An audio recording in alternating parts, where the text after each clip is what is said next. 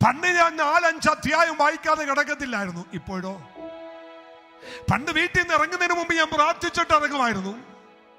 പണ്ട് ആഹാരം കഴിക്കുന്നതിന് മുമ്പ് പ്രാർത്ഥിച്ചിട്ട് ആഹാരം കഴിക്കുമായിരുന്നു. ഇപ്പോഴോ? നഷ്ടമായല്ലേ?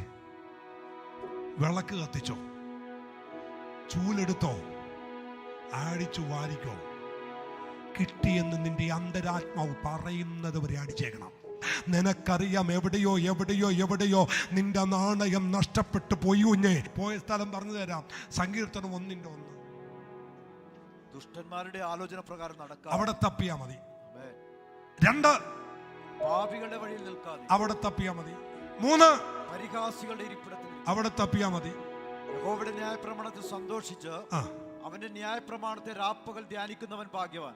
തിരിച്ചു പിടിക്കാൻ ഒറ്റ മാർഗ്ഗമേ ഉള്ളൂ. എവിടെയാ നഷ്ടപ്പെട്ടു പോയത്? മക്കളെ തിരിച്ചു പിടിക്കും. ഇന്ന് തിരിച്ചു പിടിക്കും. ഇന്ന് പോകുന്നതിന് മുമ്പ്